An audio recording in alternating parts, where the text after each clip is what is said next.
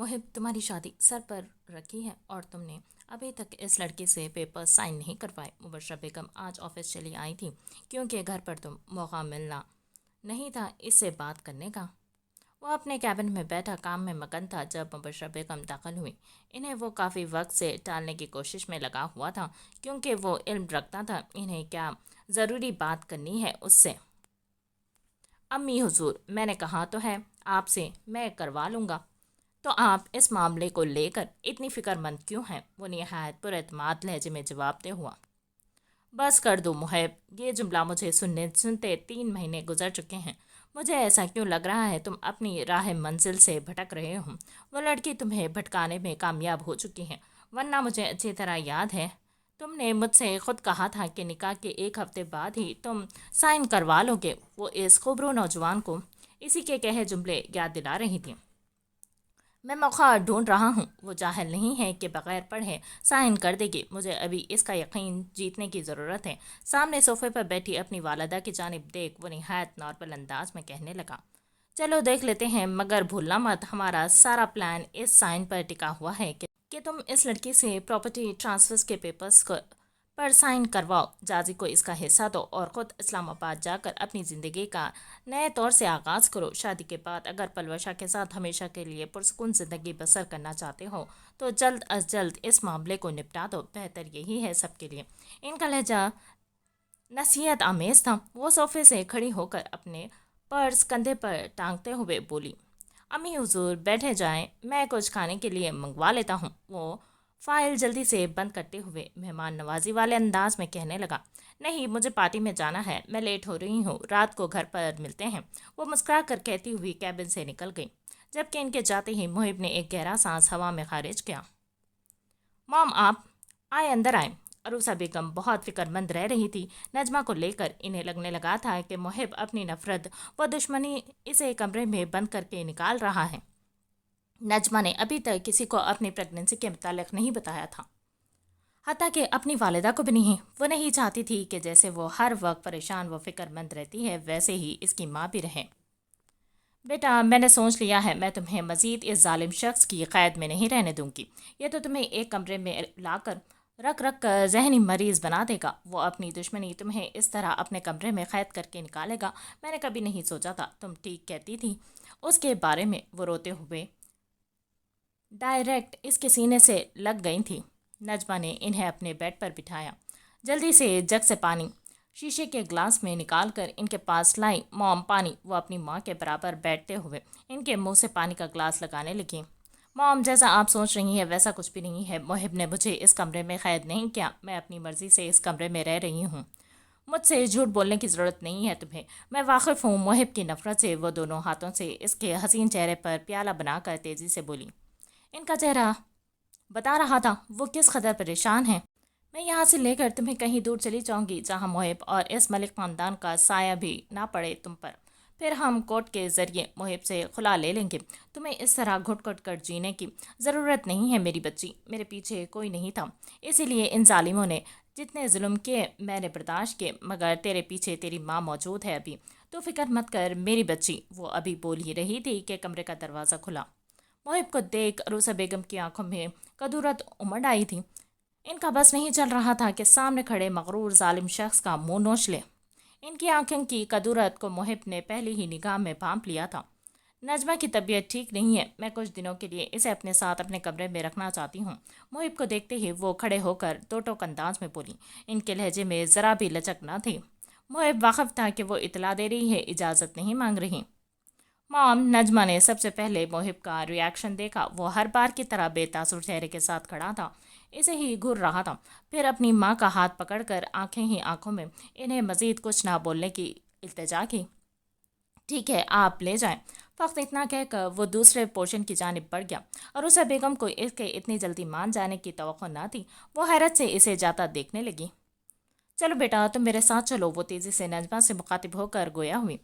وہ علم رکھتی تھی کہ اس وقت سب سے زیادہ محفوظ پناہ گاہ صرف محب کا کمرہ ہے۔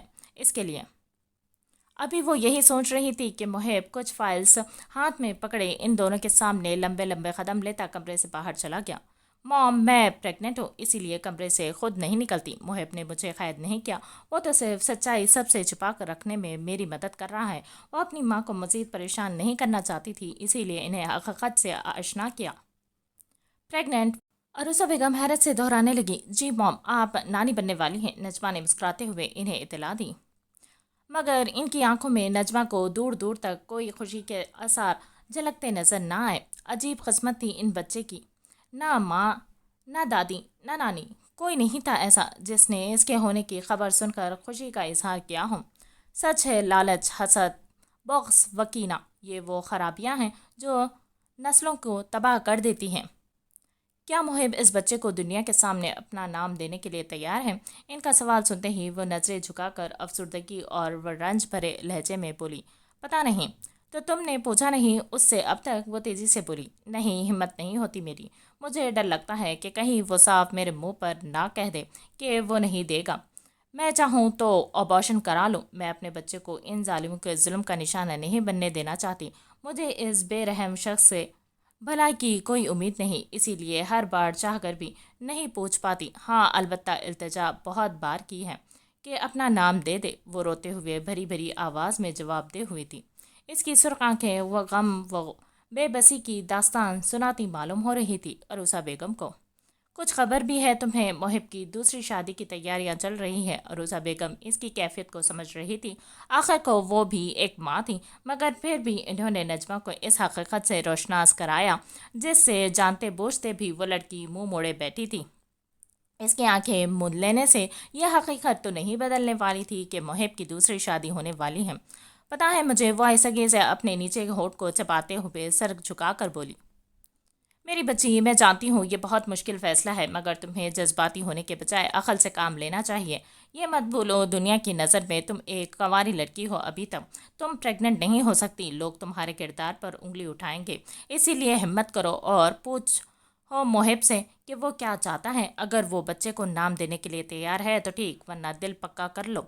इन्होंने नजमा का हाथ पकड़ लिया, समझाने वाले अंदाज में कहा। आखिर जुमला सिर्फ अपनी बेटी की दुनिया के सामने इज्जत बचाने की खातिर दिल पर मानो पत्थर रखकर अदा किया। मॉम, नहीं, हरगिज नहीं, कि एक कत्ल है। मैं अपनी औलाद का कत्ल कैसे कर दूं? वो फूट फूट कर रोते हुए एहतजाजन बोली। वो किस कदर दर्द से गुजर रही थी ये बस वही जानती थी।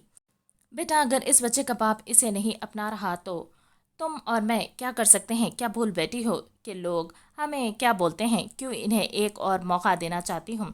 अकेले नहीं पाल सकती तुम इसे, ये बहुत बड़ी जिम्मेदारी है। वो रोते हुए इसे समझाने की सही करते रही, जिस पर वो बुरी तरह से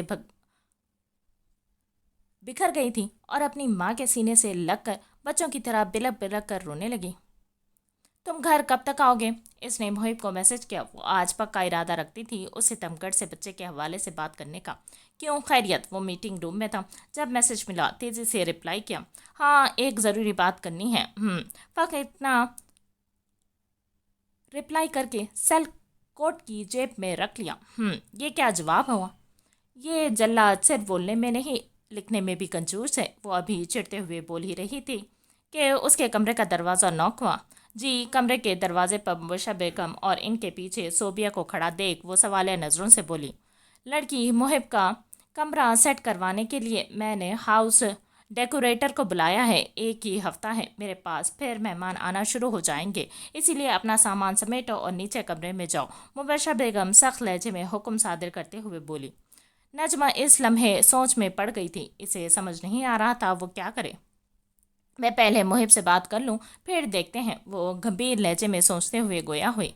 बहुत कुछ था इसके जहन में, डर के वो सितम कर इनकार ना कर दे बच्चे को दुनिया के सामने अपना नाम देने से। मगर जहाँ डर का पहरा था, वहीं इस खूबरो नौजवान का हुस्न सलूक हल्की सी उम्मीद भी बांध रहा था कि शायद वो सबसे लड़कर इसे और इसके बच्चे को अपना नाम दे दे।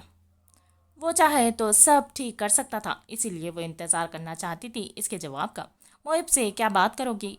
इसी ने हाउस डेकोरेटर को हायर किया है। कमरे से निकलो, मुझे खामखा के ड्रामे मत दिखाओ।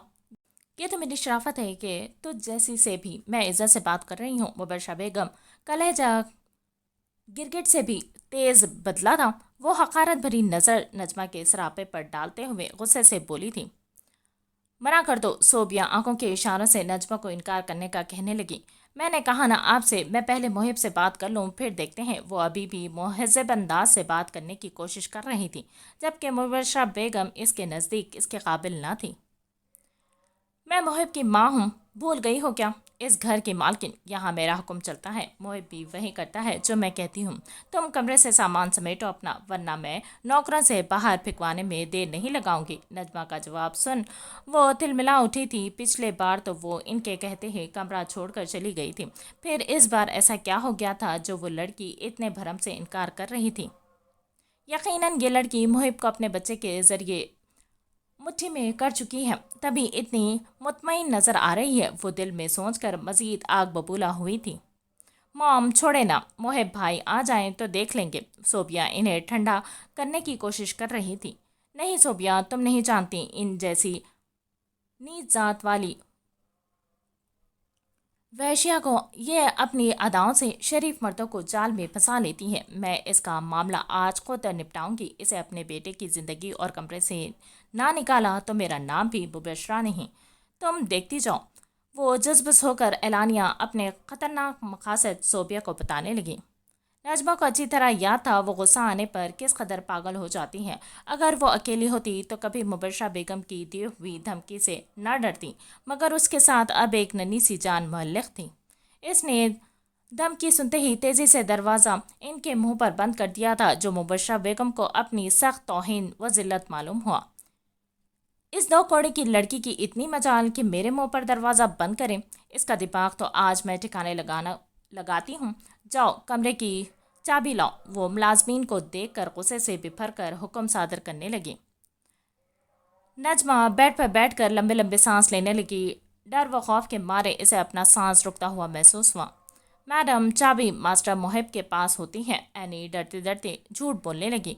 तो ठीक है, दरवाज़ा तोड़ दो। आज तो मैं इसे बताकर रहूंगी कि इस घर में असल मानगिन कौन है। ये समझती क्या है खुद को? इसे क्या लगता है मोहिब को अपनी अदाओं के जाल में फंसाकर इस घर पर राज करेगी? बड़ी बहू होने का मर्तबा अपने नाम कर लेगी। इसके ख्वाबों को तो आज मैं चिकनाचूर करूंगी। इसे इसकी सही औकात दिखाऊंगी। तोड़ दो दरवाज़ा। मुबशरा बेगम गुस्से से पागल हुए जा रही थी, जबकि मुलाजमीन इनके हुक्म पर खौफ के मारे एक दूसरे के मुंह तक रहे थे। कौन सा मुलाजमीन था जिसने ये देखा हो कि मोहिब अजलाल मलिक कितनी इज्जत देता है उस लड़की को? सुना नहीं क्या?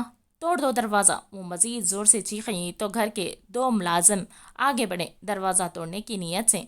मॉम, ये क्या कर रही हैं आप? प्लीज़ ये सब छोड़ें और मेरे साथ चले। सोबिया मिन्नती अंदाज में इनका बाजू पकड़ कर बोली।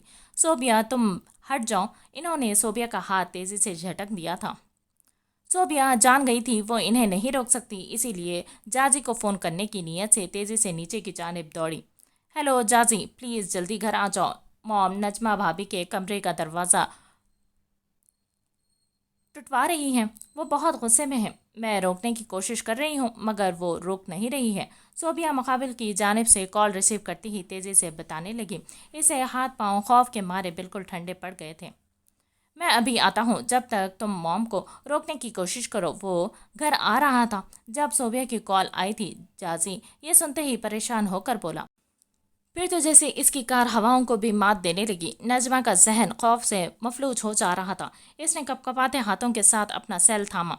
इसकी नज़र दरवाजे पर टिकी थी। दरवाज़ा तोड़ने की आवाज़ इसके दिल को बेकाबू कर रही थी। मोहिब, मोहिब। इसने मोहिब को कॉल मिलाई। कॉल फ़ौरन ही रिसीव हुई, मगर ज़बान व वहशत व खौफ के मारे साथ छोड़ गई थी। वो रोते हुए बोली, क्या हुआ है? रो क्यों रही हो? नज नज। अभी वो पूछ ही रहा था कि अचानक इसे दूसरी जानिब से एक धमाकेदार शोर की आवाज़ आई, जिस पर वो तेज़ी से अपनी चेयर से खड़ा होकर फिक्रमंद लहजे में चीख चीख कर पूछने लगा। मीटिंग रूम में मौजूद हर शख्स मुहिब को हैरत से देख रहा था। वो तो निहायत ही कोई खामोश सा बंदा था। बड़ी से बड़ी बात पर भी वो चेहरे पर कोई तासुर ना लाता। फिर ऐसा क्या हो गया था अचानक जो वो चीख रहा था? दूसरे जानिब अब मुकम्मल खामोशी तारी थी। ये खामोशी इसका दिल बंद कर रही थी। वो तेज़ी से मीटिंग रूम से निकला। छोड़े मुझे बड़ी अम्मी, मैंने कहा छोड़े। मुबशर बेगम दरवाज़ा तोड़वाते ही कमरे में आनन फानन दाखिल हुई थी। इसका बाजू अपनी पूरी जान से पकड़कर खींचते हुए कमरे से बाहर ले आई। सबके सामने ऐसे ही जाहिर किया कि वो नजमा को सीढ़ियों से खींचती हुई नीचे लेकर जा रही है। नजमा मुसलसल खुद को आवाज़ आज़ाद करने की कोशिश कर रही थी। आह के अचानक इसी खींचातानी में मुबशर बेगम की पकड़ से उसका हाथ आज़ाद हुआ और वो अपना बैलेंस बरकरार रख सकी और पीछे की जानिब गिरी थी। जाजी जब लाउंज में दाखिल हुआ तो नजमा को सीढ़ियों से कलाबाजी खाते हुए नीचे गिरते देखा। 2 लम्हे बाद नीचे फर्श पर वो औंधे मुंह पड़ी थी। इसके सर और जिस्म से खून निकल रहा था। नजमा नजमा जाजी को लगा वो अगला सांस नहीं ले पाएगा। वो दीवानों की तरह भागता हुआ इसके पास आया। इसके बेहोश सरापे को अपनी बाहों में भरकर हल्के हल्के हाथ से चेहरे पर थपथपाने लगा। इसकी आंखों से आंसू बह जा रहे थे। क्यों अम्मी हुजूर, क्यों? इस बेचारी ने क्या बिगाड़ा था आपका? यकीन जाने अगर इसे कुछ भी हुआ तो मैं आग लगा दूंगा सारी जायदाद को। सुना आपने, मैं जलाकर खाक कर दूंगा सब कुछ। अभी आपने जाना ही कहाँ है जाजी अजलाल मलिक को। वो गम व गुस्से से सरशार हालत में सीढ़ियों पर खड़ी अपनी वालिदा को देख धाड़ा था।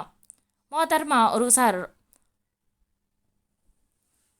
रुकिया बेगम के साथ बाजार गई हुई थी। जब वो घर में दाखिल हुई तो बेख्तियार इनकी चीख बुलंद हुई। जो शॉपिंग के बैग्स इनके हाथ में थे वो ज़मीन पर गिरे थे और वो पागलों की तरह भागती हुई अपनी जान से प्यारी बेटी के पास पहुंची। जाजी, ये प्रेग्नेंट है, प्लीज़ इसे हॉस्पिटल लेकर चलो। वो इसके चेहरे को जड़ पड़ता और जिस्म को खून में लथपथ देखकर तड़प कर बोली थी। इसकी प्रेगनेंसी की खबर सुनते ही जाजी के होश उड़े थे। इसने बेयकीनी से अपनी माँ की जानिब देखा। इतनी बेहेस वो जालिम औरत उसकी माँ थी, इसे यकीन ना आ रहा था। सोबिया यह खबर सुनकर शौक के मारे मुंह पर हाथ रखकर अपनी सांस की जानिब देखने लगी, जिसके चेहरे पर अभी भी कोई शर्म या गिल्ट इसे नजर नहीं आ रहा था। मैंने फ़ोन कर दिया है, एम्बुलेंस आती ही होगी। सोबिया ने एम्बुलेंस को कॉल कर दी थी। एनी तेजी से सीढ़ियां उतरी थी, फिर नजमा का हाथ पकड़कर फूट फूट कर रोने लगे, मगर वो बेजान थी। कुछ लोग जुल्म करते वक्त भूल जाते हैं कि खुदा की लाठी बेआवाज़ है। घर पर क्या चल रहा है? वो गाड़ी को ड्राइव करके तेजी से मलिक मेंशन आ रहा था। इसने उसी दौरान अपने मुलाजिम को कॉल की थी और बेचैनी के आलम में पूछा था, मैंने कुछ पूछा है तुमसे शहाब? मुबशर बेगम के खिलाफ मलिक मेंशन में कौन बोल सकता था? वो घबरा रहा था, इसीलिए जवाब ना दिया, जिस पर मुहिब रोबदार आवाज़ में इस्तफसार करने लगा। मास्टर, मैडम छोटी मैडम को कमरे से निकाल रही थी ज़बरदस्ती करके, मगर इन्होंने इनकार करके दरवाज़ा मुंह पर बंद कर दिया, जिस पर बड़ी मैडम ने गुस्से में आकर हमसे दरवाज़ा तोड़वा दिया। वो छोटी मैडम को कमरे से खींचती हुई नीचे ले जा रही थी कि अचानक छोटी मैडम ने इनसे अपना हाथ छुड़वा लिया और फिर वो अपना तवाज़ुन बरकरार ना रखने की सूरत में सीढ़ियों से गिर गई। बस शहाब का आखिरी जुमला सुनना था कि इसे लगा इसकी धड़कनें रुक गई हैं। इनका बहुत खून निकल रहा है, इन्हें हॉस्पिटल लेकर गए हैं। कौन से हॉस्पिटल? वो एक लम्हे की देरी किए बगैर इस्तफसार करने लगा। इसकी आंखें सुर्ख हो गई थी। इसे आज मुबशर बेगम का पिछली बार नजमा को मलिक मेंशन से निकाल कर रोड पर फेंकना याद आया।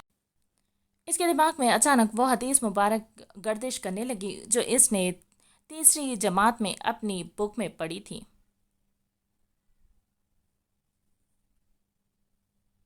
यानी जो तुम में से कोई बुराई देखे तो उसे अपने हाथ से बदल दे, और अगर वो इसकी क़ुव्वत नहीं रखता तो अपनी ज़बान से रोक दे, फिर अगर वो इसकी भी ताकत नहीं रखता तो दिल से।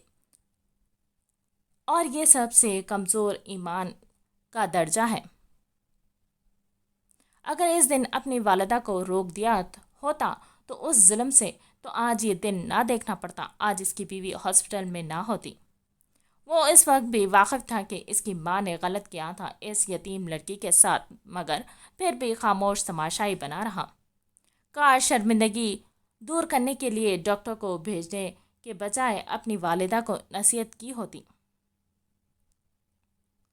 तो आज इस हालत कर्ब से ना गुजर रहा होता। डॉक्टर, मेरी बेटी कैसी है अब? और इसका बच्चा, वो तो ठीक है ना?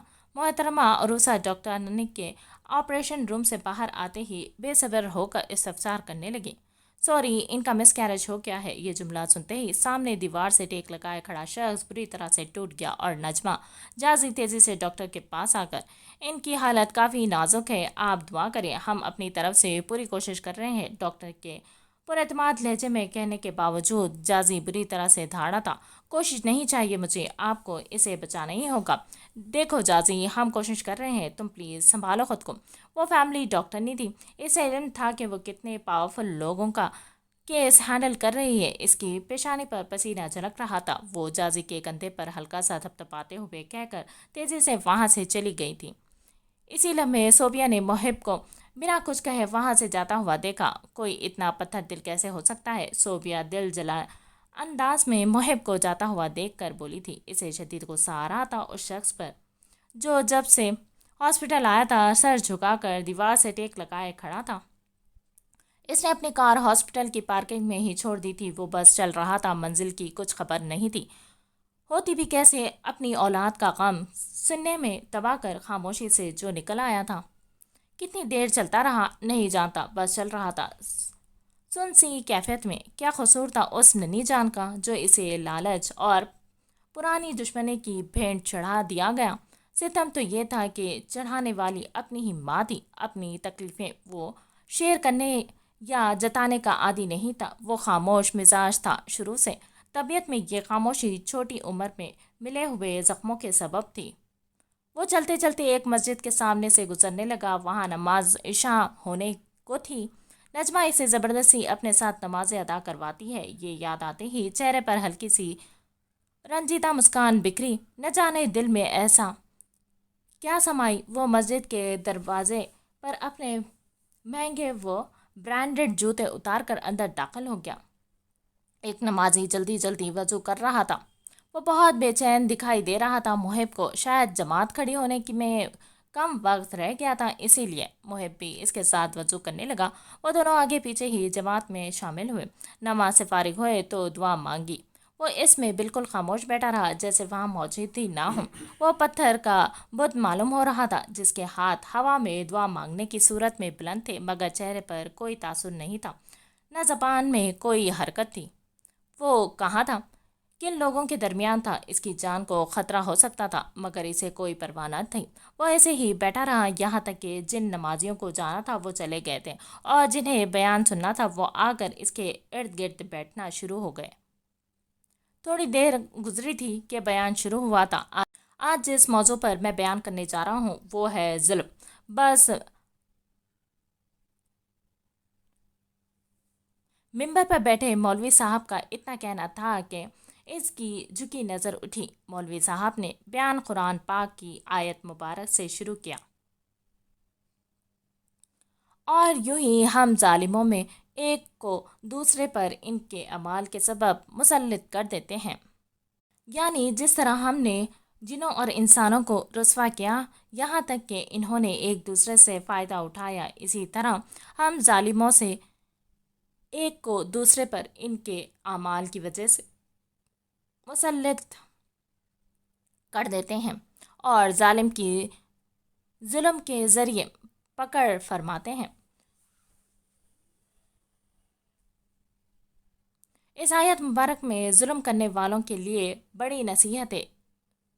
चुनाचे हज़रत अबू अब्दुल्ला हमीद बिन अहमद रहमतुल्लाह अलैह फरमाते हैं, इस आयत में जुल्म करने वालों को तंबीह की जा रही है कि अगर वो अपने जुल्म से बाज ना आए तो अल्लाह ताला इन पर दूसरा जालिम मुसल्लित कर देंगे जो इन्हें जलील व ख्वार और तबाह बर्बाद कर देगा। इस आयत में हर किस्म के जालिम दाखिल हैं। वो शख्स जो गुनाह करके अपनी जान पर जुल्म करता है, जो हाकिम या अफसर अपनी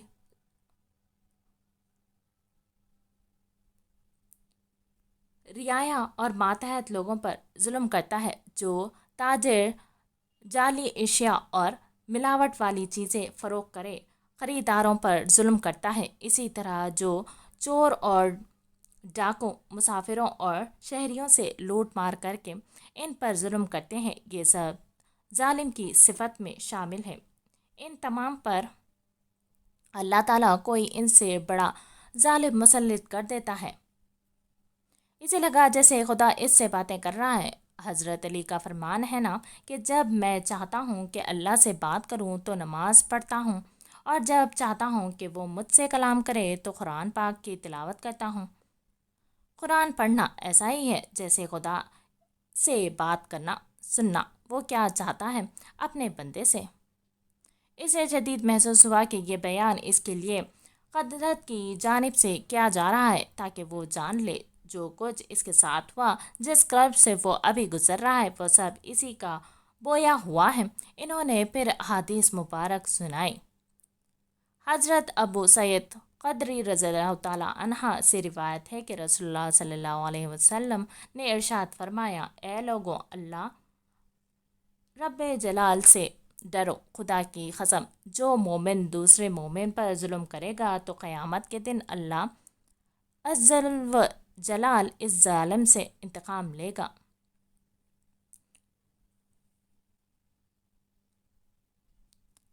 خدا کا انتقام، ہائے ہائے، اللہ کی پناہ، وہ کہاں جائے جس سے دنیا و آخرت کا مالک انتقام لے؟ کہاں منہ چھپائے؟ کہاں جا کر فریاد کرے؟ کسے اپنی مدد کے لیے پکارے؟ مولوی صاحب کا انداز بیان شعلہ بار تھا۔ وہ جھنجھوڑ رہے تھے محب اجلال ملک کے ضمیر کو، اس کی روح کو۔ حضرت انس رضی اللہ تعالیٰ عنہ سے روایت ہے کہ رسول اللہ اکرم صلی اللہ علیہ وسلم نے ارشاد فرمایا، جس نے کسی ظالم کی اس کے ظلم پر مدد کی، وہ قیامت کے دن اس حال میں آئے گا کہ اس کی پیشانی پر لکھا ہوا ہوگا، یہ اللہ عز و جلال کی رحمت سے مایوس ہے۔ ہائے، جس سے خدا کی رحمت منہ پھیر لے، اس کے لیے تو سوائے دو جہان میں ہلاکت کے کچھ نہیں۔ کبھی کبھار لگتا ہے خدا ہم سے باتیں کر رہا ہے، ہمارے لیے بھلائی کے ذریعے پیدا کر رہا ہے، ہمیں بار بار بتا رہا ہے کہ پیچھے ہٹ جاؤ، ابھی بھی وقت ہے۔ اس کا کب بھرے دل کے ساتھ مسجد آنا، مسجد میں بیان کا ہونا، بیان بھی اس فعل پر ہونا جس کے گرد اس کی پوری زندگی گھوم رہی ہے، یہ خدا کی جانب سے رحمت نہ تھی تو کیا تھا؟ وہ خوش نصیب تھا جسے وقت رہتے سمجھایا جا رہا تھا کہ ابھی وقت ہے، پلٹ آؤ، دیر نہیں ہوئی، توبہ کا دروازہ ابھی بند نہیں ہوا۔ حضرت علی المرتضی کرم اللہ تعالی وجہ الکریم سے روایت ہے کہ سرور کائنات صلی اللہ علیہ وسلم نے ارشاد فرمایا، مظلوم کی بد دعا سے بچو، کیونکہ وہ اللہ تعالیٰ سے اپنا حق مانگتا ہے اور اللہ تعالیٰ کسی حقدار کو اس کے حق سے منع نہیں کرتا۔ بس اس حدیث مبارک کے سننا تھا کہ اسے نجمہ کی آخری بار دی جانے والی بد دعا یاد آئی، تم بہت بے حس و محب اجلال ملک، دیکھنا تمہیں میری اور میرے بچے کی بد دعا لگے گی۔ آئے گا ایسا وقت جب تم میری طرح سکون کے لیے تڑپو گے اور تمہیں میسر نہیں آئے گا۔ وہ رو دیا تھا، ہاں، محب اجلال ملک رو دیا، وہ پتھر کا بت رو دیا، وہ ایسے رو رہا تھا جیسے جان نکل رہی ہو اس کی۔ پھر وہ وہاں نہ رک سکا، اپنے بکھرتے وجود کو سنبھال کر آنکھوں سے آنسو بے دردی سے پوچھتے ہوئے مسجد سے نکلا۔ اس نے جوتے تک نہ پہنے تھے۔ وہ روبدار شخصیت جب کمرے میں داخل ہوئی تو مبشرہ بیگم کو نہ چاہتے ہوئے بھی نجمہ کی حالت دریافت کرنی پڑی۔ اب کیسی ہے وہ فکر مند ہونے کے اداکاری کرتے ہوئے بیڈ سے اٹھ کر بیٹھتے ہوئے بولی، آپ جانتی تھی نا وہ پریگننٹ ہے۔ اپنی والدہ کے سوال کو مکمل اگنور کر ان کے پاس آ کر شارپ نگاہیں ان کے وجود پر ٹکائے تفتیشی انداز میں استفسار کیا۔ نہیں بھائی، مجھے نہیں پتا، یاد ہے میں نے تم سے کچھ دنوں پہلے پوچھا تھا اس متعلق، تم نے انکار کر دیا تھا۔ اس کے بعد وہ ابھی خود کو بے قصور و لا علم ثابت کرنے کے لیے بیڈ سے اتر کر اس کے روبرو کھڑی ہو کر بول ہی رہی تھی کہ محب نے ان کا سیدھا ہاتھ اچانک سے پکڑ کر اپنے سر پر رکھا۔ کھائے میری قسم، آپ کو نہیں پتا تھا کہ وہ میرے بچے کی ماں بننے والی ہے؟ یہ پہلی بار تھا جب اس نے خود کی جانب منسوب کیا تھا اس روح کو جو دنیا میں آ ہی نہ سکی۔ اس کی آنکھیں اس قدر سرخ تھی جیسے شعلے برسا رہی ہوں۔ اس کا روبدار چہرہ غصے کی شدت سے بالکل لال پڑ گیا تھا۔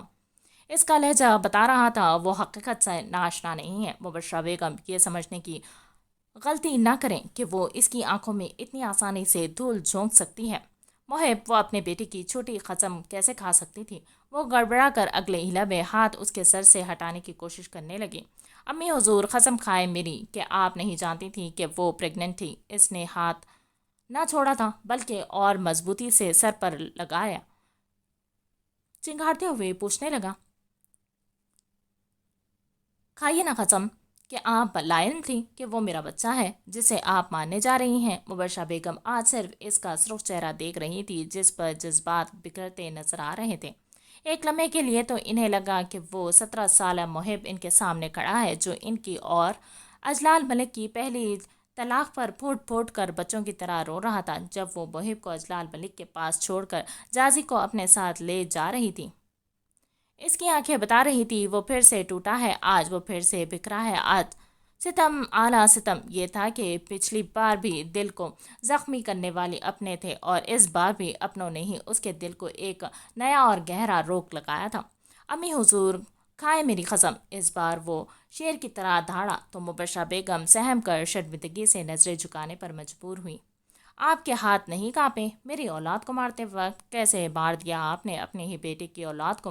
ان کا نظریں جھکانا علامت تھا کہ وہ قبول کر رہی ہیں کہ جانتے بوجھتے اپنی نفرت کی بھینٹ چڑھا دیا ہے اس ننھی جان کو جو دنیا میں ابھی آئی بھی نہ تھی، وہ جو ان کا اپنا خون تھی، ان کے بڑے بیٹے کی سنتان۔ اس کی پکڑ ڈھیلی ہوتی ہی مبشرہ بیگم نے تیزی سے اپنا ہاتھ ہٹایا۔ محب کے کیے جانے والے سوالات انہیں نشتر کی طرح اپنے دل میں پیوست ہوتے معلوم ہوئے۔ وہ بار بار اس بچے کو خود سے منسوب کر رہا تھا۔ محب، وہ تمہاری اولاد نہیں تھی، وہ تو اس وحشیہ کی بیٹی کا خون تھا۔ وہ قابل نہیں ہے تمہاری شادی صرف اس سے جائیداد کے لیے ہوئی تھی۔ کیا بھول گئے ہیں تم نے کیسے اس وحشیہ کی بیٹی کو اپنی بیوی کا رتبہ دے دیا، کیسے اسے اپنے کمرے کی زینت بنا دیا، کیسے اس گندی لڑکی کو تم نے اجازت دی اپنے بچے کی ماں بننے کی؟ تم کیسے بھول گئے؟ یہ حق پلوشا کا ہے، میری بہو کا، تمہاری ہونے والی بیوی کا۔ وہ جذباتی ہو کر محب کو یاد دلانے لگی کہ نجمہ کو وہ کس نظر سے دیکھنے کا عادی تھا۔ وہ مبشرہ بیگم ہی تو تھی جنہوں نے اس کے دل میں شروع سے محترمہ عروسہ اور ان کی بیٹی کے لیے زہر بھرا تھا۔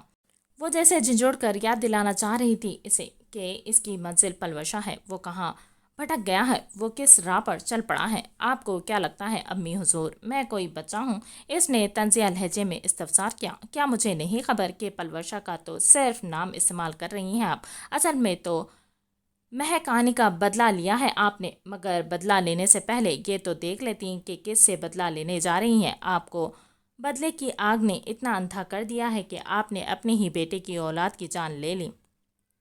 وہ ابھی غم و غصے سے سرشار حالت میں بول ہی رہا تھا کہ مبشرہ بیگم بیچ میں بات کاٹتے ہوئے، وہ اولاد نہیں ہے تمہاری، وہ صرف اس وحشیہ کی بیٹی کی اولاد تھی۔ ہم نے تمہیں پہلے ہی سمجھا دیا تھا محب کے دل لگی کرو، دل مت لگانا۔ اس سے یاد ہے وہ تم ہی تھے جس نے جازی کی شادی اس وحشیہ کی بیٹی سے نہیں ہونے دی کیونکہ تمہارے نزدیک وہ گندا خون قابل نہیں تھا تمہارے بھائی کے۔ اگر وہ تمہارے بھائی کی بیوی بننے کے قابل نہیں تھی تو تمہارے بچے کی ماں بننے کے کیسے قابل ہو گئی؟ جب سے وہ مجھ سے منسوب ہوئی وہ نہ رہی، وہ میری ہو گئی، اور جب وہ میری ہو گئی تو پھر میں کس کو حق نہیں دیتا اس کے متعلق کچھ غلط بولنے کا۔ اگر آپ کو یاد ہو تو میں نے بھی آپ سے کہا تھا وہ بیوی ہے میری، میں دل لگی کروں یا دل لگاؤں، کوئی اس معاملے میں بولنے کا حق نہیں رکھتا۔ اور اگر آپ کو لگتا ہے ان فضول باتوں کو موقف بنا کر ایک جان کا قتل آپ پر جائز ہو گیا تو میں بتا دوں یہ آپ کی سب سے بڑی غلط فہمی ہے۔ آپ نے قتل کیا ہے، وہ بھی اپنے ہی بیٹے کی اولاد کا، جس کے لیے میں آپ کو کبھی معاف نہیں کروں گا، کبھی نہیں۔ اس نے جس انداز سے نجمہ کو اپنی جانب منسوب کیا یہ کافی تھا مبشرہ بیگم کو بتانے کے لیے کہ کیا مقام رکھتی ہے وہ لڑکی محب اجلال ملک کی زندگی میں۔ وہ اسے وحشیہ کی بیٹی نہیں مانتا اب، وہ اسے گندگی نہیں مانتا اب، وہ صرف اسے اپنی مانتا ہے۔ وہ غم و غصے و رنج کے عالم میں مبشرہ بیگم کو حقیقت سے روبرو کروا کر وہاں سے لمبے قدم بڑھتا باہر چلا گیا، مگر دروازے پر پہنچ کر بغیر پیچھے مڑے اعلانیہ اپنے رعب دار انداز میں کہا، دعا کیجیے گا میری بیوی کو کچھ نہ ہو ورنہ جان لیجیے گا آپ کا بیٹا بھی نہ رہا۔ मुबशरा बेगम को तो जैसे 440 वॉट का झटका लगा था। मोहिब को इस लड़की की खातिर खुद से लड़ता देखकर वो लड़की जो पैदाइशी दुश्मन थी उसकी, वो कब इतनी अहमियत की हामिल हुई कि उसकी खातिर अपनी माँ तक से जीना मरना ख़त्म करने के लिए तैयार बैठा था। वो हक्का बक्का इसे जाता हुआ देखने लगी। मोहिब अजलाल मलिक अपनी ज़बान का इतना पक्का है ये जानती थी वो। यही सबब था कि इनका दिल खौफ के मारे बेकाबू हुआ था। वो अपना बेटा खोना नहीं चाहती थी। एक बार पहले भी इससे जुदा हुई थी। वो दर्द तकलीफ़, वो जुदाई, वो मिलने की उम्मीद, वो एक झलक देखने की तरफ इन्हें अच्छी तरह याद थी। ना चाहते हुए भी दुआ करने पर मजबूर थी कि नजमा को कुछ ना हो। मुझे यकीन नहीं आता कोई इतना पत्थर दिल कैसे हो सकता है। इंसान अगर बेज़बान जानवर भी पालता है ना तो इससे भी उनसियत हो जाती है, मगर तुम्हारे भाई को एक जीती जागती हंसती मुस्कुराती जिंदा दिल लड़की से ना हुई। वो बीवी है इनकी, कम अज़ कम इसी मकसद मुक़द्दस रिश्ते का लिहाज रखकर एक बार मिलने आ जाते। सोबिया का दिल जल कर खाक होए जा रहा था। मुहिब की नजमा के मुतालिक लापरवाही देखकर वो जाजी से शिकवातन बोली थी, मैं क्या कर सकता हूँ इस मामले में, वो बच्चे तो है नहीं जो पकड़ कर ले आऊँ। जाजी खासा चिढ़ते हुए जवाब दे हुआ, वैसे भी क्या फ़र्क पड़ता है इनके होने ना होने से। फ़र्क पड़ता है वो हस्बैंड है इस लड़की के जो ज़िंदगी और मौत के बीच लड़ रही है। सोबिया जुज़बुज़ होकर खासा जताते हुए बोली, हस्बैंड वो आज इन्हीं की वजह से इस हाल में है। मुझे यकीन है ये सब इन्होंने खुद करवाया होगा। जब इन्हें पता चला होगा कि नजमा प्रेग्नेंट है वो तो दिल बहला रहे थे। जिम्मेदारी उठाने के लिए थोड़ी अपने पास रख कर बैठे थे। जाजी का बस नहीं चल रहा था कि मुहिब को गिरबान से पकड़ ले और उससे इन सारे जुल्मों व नाइंसाफ़ियों की खुद सज़ा दे जो इसने नजमा पर ढाए हैं। वो फिर हॉस्पिटल ना गया, हिम्मत ही ना हुई। अपने कैबिन में खिड़की के पास खड़ा सूरज को अपनी किरणें समेटते और रात को अपनी चांदनी फैलाते खामोशी से देख रहा था। वो क्या था जो इसके पास नहीं था आज। अगर वो पैदाइशी दुश्मन मर जाती तो दुनियावी तौर पर वो शौहर होने के एतबार से नफ़ा ही उठाता। फिर वो खुश क्यों ना था। बस खामोश खड़ा अपने खाली हाथ को तकने लगा। इस लम्हे जैसे कोई जंग लड़ रहा था खुद से। सॉरी, मैं तुम्हारी हिफाजत नहीं कर सका। इसने खाली हाथ को देखते देखते कर्ब की शिद्दत से आंखें बंद कर ली थी।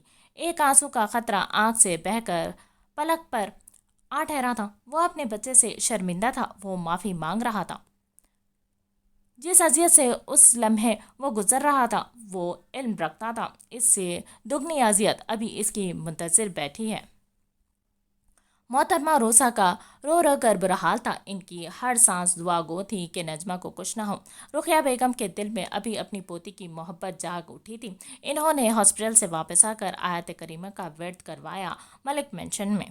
दूसरी जानिब सोबिया और एनी इस लड़की के गम में निठाल हो चुके थे। जाजी की हालत ऐसी थी जैसे जान सूली पर लटकी हूँ कि अब निकल के तब निकली। मुबारक हो, वो अब खतरे से बाहर है। ये खुशी की खबर मिलते ही सबके चेहरे खिल उठे थे। डॉक्टर के इतला देते ही सोबिया और रुसा बेगम गले लगकर अपनी खुशी का इजहार करने लगी। क्या मैं उसे मिल सकता हूँ? जाजी ने बेसब्र होकर डॉक्टर से इस्तफसार किया। मिल सकते हैं, मगर अभी वो दवाइयों के जेर असर है। ठीक है, बस इसे देख लेना चाहता हूँ, सुकून आ जाएगा मुझे। मैं इसे डिस्टर्ब बिल्कुल नहीं करूँगा, जाजी ने लचकदार अंदाज में कहा तो डॉक्टर ने इस बात में सर हिलाकर मिलने की इजाज़त दी। मास्टर, मैडम नजमा अब खतरे से बाहर है। एनी ने सबसे पहले ये इतला मुहिब को कॉल करके दी थी। वह अपने कैबिन में चेयर पर बैठा हुआ था जब इसे ये खबर मिली। आंखें आज खुद पुरस्कून अंदाज में बंद हुई थी जैसे रूह को करार आया हूँ। इसने बगैर कोई जवाब दिए कॉल मुंतक़े कर दी। जब वह होश में आई तो अपने ऊपर गुजरी क़यामत याद कर फूट फूट कर रोने लगी। इसका हाथ अपने पेट के मुकाम पर था।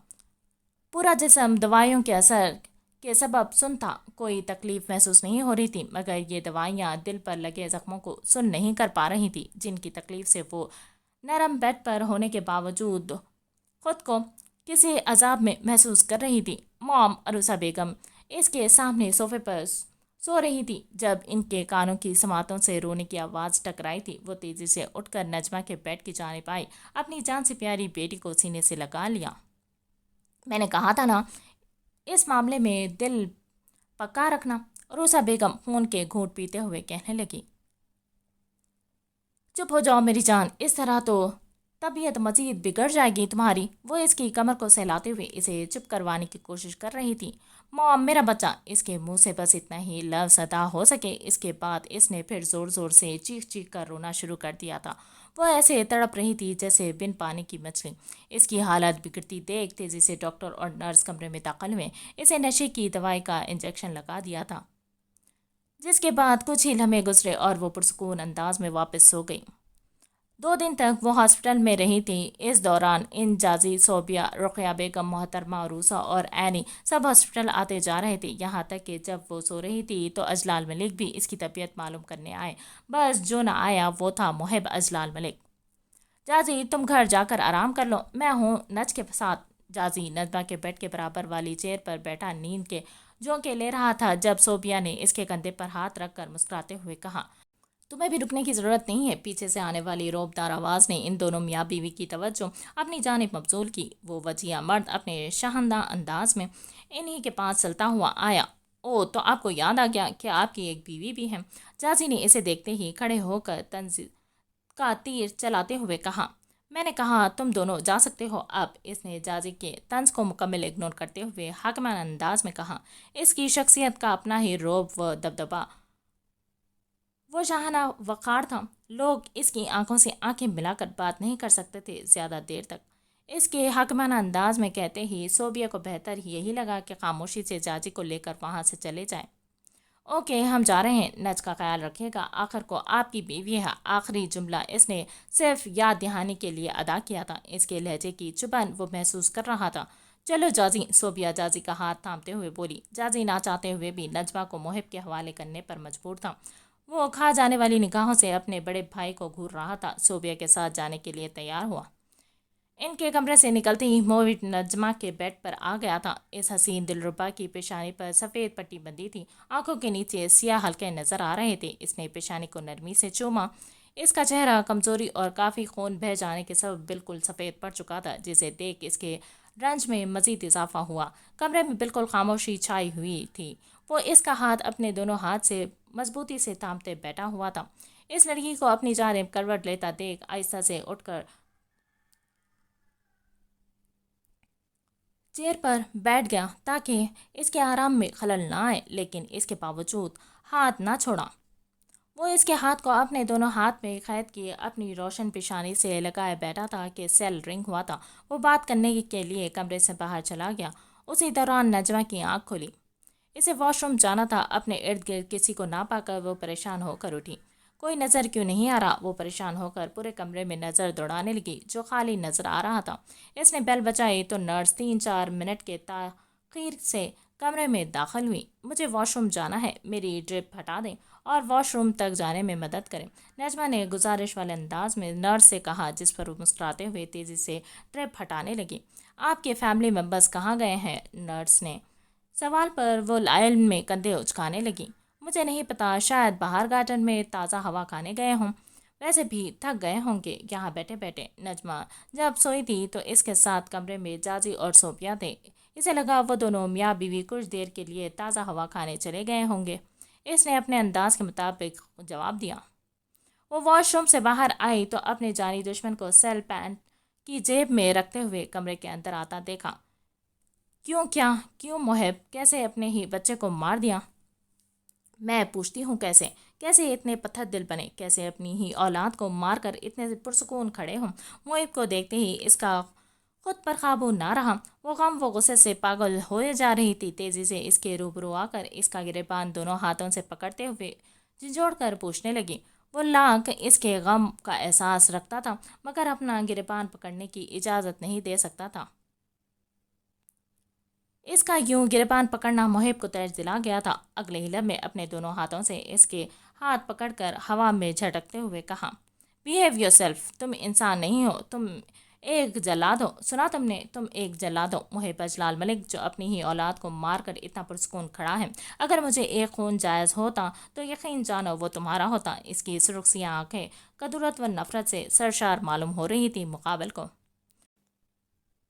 इस लड़की की जुर्रत का आलम यह था कि वो मुहिब अजलाल मलिक, जिससे लोग नज़र ना मिला सकें, इसे वो रूबरू खड़े होकर 2 بار اس کا گریبان پکڑنے کی کوشش کرتے ہوئے برا بھلا کہہ رہی تھی۔ محب نے اس کے دونوں ہاتھ گریبان تک پہنچنے سے پہلے ہی پکڑ لیے تھے، جنہیں وہ اپنی بھرپور طاقت کا استعمال کرتے ہوئے آزاد کروانے کی صحیح کرنے لگی۔ ساتھ ساتھ اتنے نرس کو اشارہ سے باہر جانے کا کہا۔ محب کا اشارہ ملتے ہی وہ نرس تیزی سے اس بات میں سر ہلا کر باہر چلے گئی۔ نج، حدود پار مت کرو اپنی، وہ جذبس ہو کر گڑگڑاتے ہوئے آنکھوں میں آنکھیں ڈالے وارننگ دینے لگا۔ حدود تو تم نے پار کی ہے، میرے بچے کو مار کر۔ وہ نڈر لڑکی کہاں اس سے ڈرنے والی تھی، تیزی سے شعلہ بار لہجے میں جواب دے ہوئی۔ محب اجلال ملک، میں تمہیں کبھی معاف نہیں کروں گی۔ تمہیں میرے بچے کی اور میری ہائے لگے گی۔ تم دیکھنا، تم کبھی خوش نہیں رہ سکو گے۔ تم ایک دن اسی طرح تڑپو گے جیسے میں آج تڑپ رہی ہوں۔ سنا تم نے، تم تڑپو گے۔ وہ لڑکی چیخ چیخ کر اسے بدوائیں دینے لگی تھی۔ وہ جانتا تھا مقابل بہت اذیت میں ہے، اپنی پہلی اولاد کھویا ہے اس نے۔ محب نے کوئی جوابی کارروائی نہ کی، بس اس کے نازک ہاتھ پکڑے کھڑا تھا، بدوائیں سن رہا تھا، یہاں تک کہ اسی عالم میں زبردستی اسے سینے سے لگانا چاہا۔ پہلے تو وہ سینے پر مکے برسا کر خود کو دور کرنے کی کوشش کر رہی تھی، مگر جب ہمت ہار گئی تو خود ہی اس کے کشادہ سینے میں منہ چھپا کر پھوٹ پھوٹ کر رونے لگی۔ وہ بہت دیر تک اپنے جانی دشمن کے سینے سے لگی روتی رہی، وہ بھی مضبوطی سے اپنے حصار میں جکڑے کھڑا تھا۔ صبر کرو نج، انا للہ و انا الیہ راجعون پڑھو، اللہ ہمیں اس کا بہتر بدلہ دے گا۔ وہ اس کی کمر کو نرمی سے سلاتے ہوئے سمجھانے والے انداز میں گویا ہوا، جبکہ وہ صرف روئے جا رہی تھی۔ نجمہ کے نزدیک ملک مشن میں جو کچھ ہوا تھا وہ محب اجلال ملک کے حکم پر ہوا تھا، اس کے حکم کے بغیر ایک پتہ بھی نہیں ہلایا جا سکتا تھا۔ یہی سبب تھا وہ اپنے بچے کا قاتل محب کو مان رہی تھی۔ کتنی بے وقوف ہوں میں نے کیسے سوچ لیا کہ محب اجلال ملک میرے بچے کی حفاظت کرنے میں میری مدد کرے گا۔ ہنسی آتی ہے اب خود پر کہ کیسے یقین کر بیٹھی، کیسے بھول گئی کہ وہ پیدائشی جانی دشمن ہے میرا۔ وہ صرف دل بہلاتا ہے مجھ سے، ذمہ داریاں کیوں اٹھانے لگا؟ ذمہ داری تو وہ صرف اپنی بیوی کی اٹھائے گا، اور وہ بیوی کا رتبہ پانے والی عورت پلوشہ مہروز ملک ہے، نجمہ رحمان ملک نہیں۔ شاید یہی وجہ تھی کہ وہ اتنا لاپرواہ ہوا تھا، اور میری بے وقوفی کی انتہائی ہے کہ میں پھر بھی اس سے جھوٹی امیدیں وابستہ کیے بیٹھی رہی۔ وہ اپنے رنج میں ڈوبے ہوئے خود کلامی کرتے کرتے بے ہوش ہو گئی تھی۔ نج وہ بے جان گڑیا کی مانند اس کے سینے سے لگی ہوئی تھی۔ محب کو محسوس ہوا وہ بالکل خاموش ہو گئی ہے، جیسے ہی دیکھنے کی نیت سے اس کے وجود کے گرد سے اپنے ہاتھوں کی پکڑ ڈھیلی کی، اس کا بے جان وجود ڈھلنے لگا، جسے باہوں کے حصار میں لے کر وہ بیڈ کی جانب آیا۔ اسے بیڈ پر آہستہ سے لٹا کر نرمی سے اس کا چہرہ تپتپانے لگا، پھر اس نے تیزی سے بیل کا بٹن کلک کیا۔ ٹھیک ہو؟ اس لڑکی نے جب اپنی آنکھیں کھولی تو وہ دشمن جاں برابر میں ہاتھ پکڑے ہوئے بیٹھا نظر آیا۔ ہر بار کی طرح اس کا چہرہ بے تاثر تھا۔ ہاتھ نہ لگانا مجھے، وہ اپنا ہاتھ ایک جھٹکے سے چھڑوا کر دانت پیستے ہوئے بولی۔ تو پھر کسے لگاؤں؟ وہ لاپرواہی سے دوبارہ اس کا نازک ہاتھ اپنی گرفت میں لے کر چھیڑنے والے انداز میں بولا۔ دنیا میں ہزاروں عورتیں ہیں تم جیسے گھٹیا مردوں کے لیے۔ وہ لڑکی محب کو انگارے جباتے معلوم ہوئی تھی، اپنا ہاتھ اس کی گرفت سے آزاد کر گراتے ہوئے بولی۔ یقیناً ہوں گی، مگر افسوس کی بات یہ ہے کہ وہ اس گھٹیا مرد کی بیوی نہیں ہے، وہ صرف تم ہو، واحد۔ وہ خاصا جتاتے ہوئے طنزیہ مسکراہٹ اپنے انابی ہونٹوں کے کناروں پر سجائے گویا ہوا۔ اس ستمگر کا اپنی بیوی کہنا بھی نجمہ کو کسی گالی سے کم معلوم نہیں ہو رہا تھا۔ اس لمحے محب نے نیوٹریشن کو ہائر کیا تھا نجمہ کے لیے۔ وہ نیوٹریشن وہیں کمرے میں موجود تھی۔ جیسے ہی انہوں نے نجمہ کے ہوش میں آتے دیکھا، سوپ کا پیالہ بھر کر محب کو دینے چلی آئی تھی۔ وہ سوپ کا پیالہ ان سے لے ہی رہا تھا کہ کانوں کی سماعت سے نجمہ کے سخت ترین الفاظ ٹکرائے۔ تبھی میں چاہتی ہوں تم مجھے طلاق دو محب اجلال ملک، مجھے تم سے طلاق چاہیے، ابھی کے ابھی۔ مانا زبردست شوق لگا تھا اس کا طلاق کا مطالبہ سن کر، مگر پھر بھی چہرے پر عیاں نہ ہونے دیا۔ جتنے نارمل انداز میں پہلے بیٹھا تھا اب بھی اسی انداز میں بیٹھا، سوپ کا چمچہ ہلکا ہاتھ سے چلانے لگا۔ نجمہ کو محسوس ہوا جیسے اس نے سنا ہی نہ ہو۔ وہ دوبارہ اپنا مطالبہ مزید غصے سے سرشار ہو کر کرنے لگی تھی۔ تمہیں سنائی نہیں دیتا کیا؟ مجھے تم سے طلاق چاہیے، وہ بھی ابھی، اسی وقت، اسی لمحے۔ وہ نارمل انداز میں سوپ سے چمچ بھر کر اس آگ ببولا ہوتی لڑکی کے منہ کی جانب بڑھانے لگا، جس پر اس نے جزبز ہو کر چمچے پر ہاتھ مار کر گرا دیا اور حلق کے بل چیخ کر اپنا مطالبہ دہرانے لگی۔ محب بس کرو، تمہارے اس ناٹک کی اور اچھی بننے کی اداکاری کی کوئی ضرورت نہیں ہے۔ اب ہم دونوں جانتے ہیں حقیقت کیا ہے، اسی لیے بس کرو اور مجھے ابھی کے ابھی آزاد کرو اپنے نکاح سے۔ مجھے اب تمہارے ساتھ ایک پل کے لیے بھی اس بندھن میں نہیں رہنا۔ وہ ستمگر ایسے ظاہر کر رہا تھا جیسے مقابل بیٹھی وہ لڑکی کسی اور سے مخاطب ہو۔ اس کا مطالبہ سن کر بھی انسنا کرتے ہوئے سوپ سے دوبارہ چمچ بھر کر اس کے منہ سے لگانے لگا، جس پر وہ غصے سے تلملا کر چمچہ اس کے ہاتھ سے چھین کر فرش پر پھینکتے ہوئے دھاڑی تھی۔ یہ لفظ طلاق روح کو جسم سے جدا کر دینے والا لفظ ہے۔ یہ طوفان ہے جو اپنے اندر نہ جانے کتنی ہی تباہیاں سمیٹے ہوئے ہے۔ طلاق کا توق عورت کے گلے میں جب پڑتا ہے تب زندگی کی خوشیاں جیسے روٹ جاتی ہیں اس سے، چاہے پھر اس کی غلطی ہو یا نہ ہو۔ معاشرے کے نزدیک عورت ہی ذمہ دار ہوتی ہے، عورت ہی نالائق و پھوڑ ہوتی ہے جو اپنا گھر نہیں بسا پاتی۔ مرد کو کوئی کچھ نہیں کہتا، کچھ نہیں پوچھتا، سارے عیب از خود ہی عورت کی ذات سے متصل ہو جاتے ہیں۔ لوگ سننا چاہتے ہیں کہاں کہاں عورت نے کوتاہی کی۔ یہ کوئی جاننے کی انٹرسٹ نہیں لیتا کہ اس نے اس رشتے کو نبھانے کے لیے کتنی قربانیاں دی، کتنی اپنی عزت نفس مجروح کی، کتنا سہا، کتنا برداشت کیا، کتنی روئی ہے، کتنا تڑپی۔ یہ ہمارا المیہ ہے کہ ہم عورت کو کامیاب تبھی سمجھتے ہیں جب وہ اپنا گھر بسائے بیٹھتی ہو، چاہے پھر روز مار کھاتی ہو، روز عزت نفس کو مجروح ہوتا پاتی ہو، روز دامن میں منہ چھپا کر روتی ہو۔ کسے پرواہ ہے؟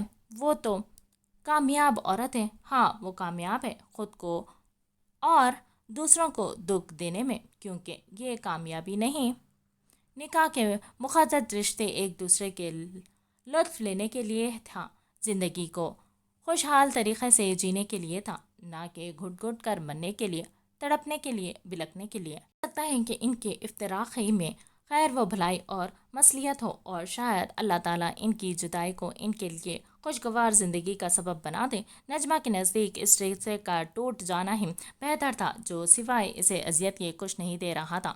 نج چپ چاپ سو پیو۔ یہ لفظ طلاق اس کے کانوں کو چبھتا ہوا معلوم ہو رہا تھا۔ وہ اس لفظ کو دوبارہ سننا بھی نہیں چاہتا تھا۔ وہ وجیہہ مرد ہی جانتا تھا کہ کتنا برداشت کا مظاہرہ کر رہا تھا۔ اس لمحے وہ رعبدار انداز میں حکم صادر کرنے لگا، ساتھ ساتھ نیوٹریشن کو اشارہ کیا تو وہ خاتون تیزی سے دوسرا چمچ لے کر محب کی جانب آئی تھی۔ وہ پھر سے سوپ چمچ میں بھر کر اس کے منہ سے لگانے لگا۔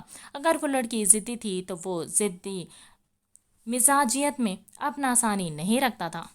نج وہ ستمگر تو ایسے ظاہر کر رہا تھا جیسے وہ کوئی بچی ہو اور کینڈی مانگ رہی ہو۔ اپنا طلاق کا مطالبہ اسے کانوں میں گھماتے دیکھ وہ بفر اٹھی تھی۔ تیش کے عالم میں اس بار ہاتھ مار کر سوپ کا پیالہ ہی گرا دیا جو کافی گرم تھا۔